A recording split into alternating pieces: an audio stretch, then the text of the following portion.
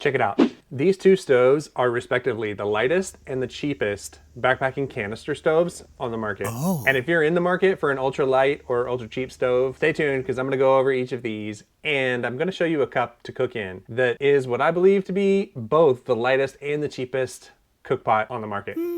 Hey y'all, my name is Adam and this is Dad Camps, and I've been backpacking for over 25 years now, and I want to share what has worked well for me with you. If that sounds good to you too, make sure to subscribe.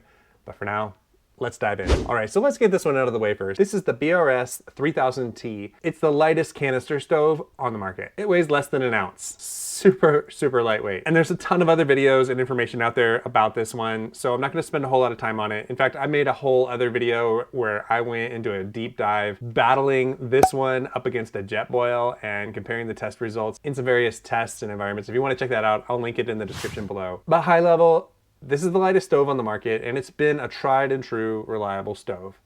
Is it the most efficient stove out there? No, but it's not that bad. And again, if you want to check out the test results, go check out the other video. But the BRS is also very cheap. Currently on Amazon, it's about $17, and it's been around that price for years now. And that's a smoking value. I'll have links to all this stuff in the description if you want to check them out for yourself. But guess what? You can go even cheaper. Introducing this little guy. Oh. I found this on Amazon for $6. What? That's right, $6.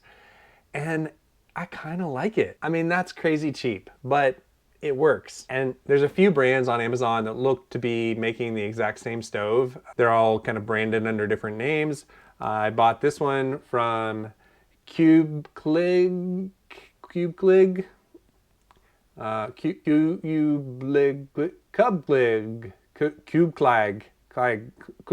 You get the idea. But it was so cheap, I had to just get it and just try it out.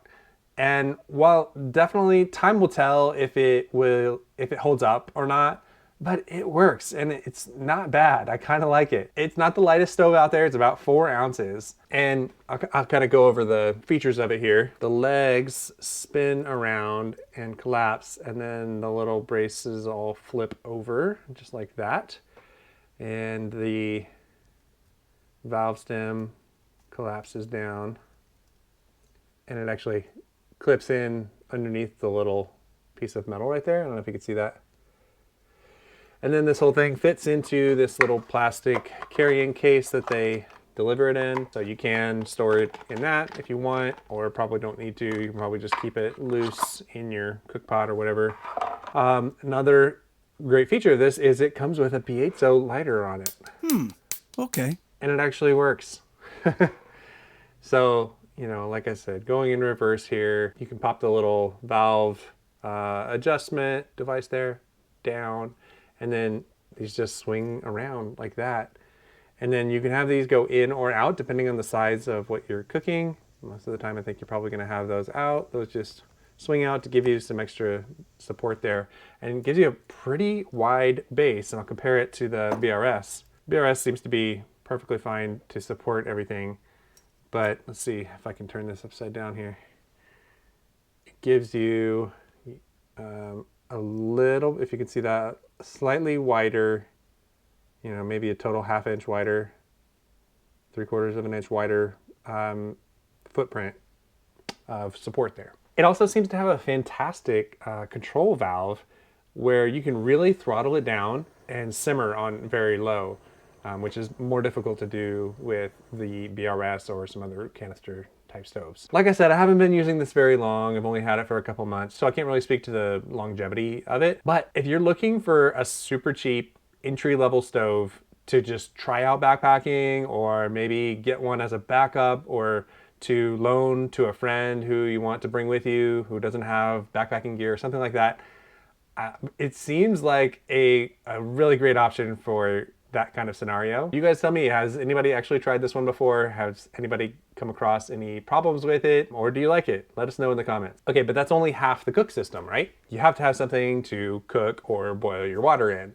So what are the cheapest and lightest options as far as that goes? In this case, they're one and the same. It's the IMUSA aluminum cup. IMUSA, IMUSA, I don't know. Anyway, This one sells on Amazon by itself for $6. Wow. And they also sell 4-packs. If you bought a 4-pack of them and you split them up with friends, they would only be $2.75 each. So if you're following along at home, if you bought these two at the cheapest rate possible, you could get a complete backpacking cook system for $8.75. That's pretty unreal.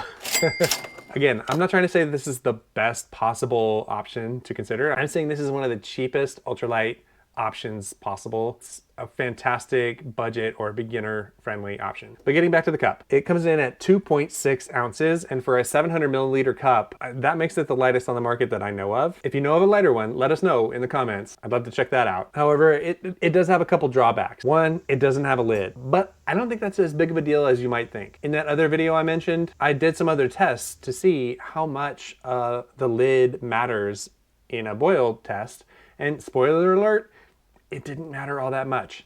And I also do some testing with this cup in that video. But if it's really windy or you don't want something falling in your cup or something like that, you could always fashion a simple lid with a piece of aluminum foil, and if you use a little foil windscreen to block the wind from your flame, that's going to help you way more than having a lid on the cook pot. But if you had a little piece of foil to throw on there, then that's really all you need to make that be even that much more efficient. Also, this is aluminum, and so it does conduct heat really well. It also disperses heat quickly, but this handle is a fixed handle, so it's not like those Toaks handles where they are loose and the handle itself doesn't really get hot. This handle will get hot, so you do need to have something that you're going to be able to grab the handle with if you're going to be taking it directly off of the heat to do something with.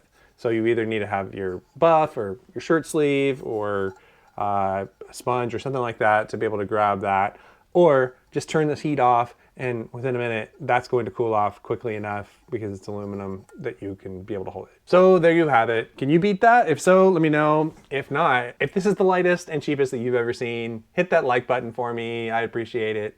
And if you want to check out that other video I've been talking about, you can see that here. Thanks for watching.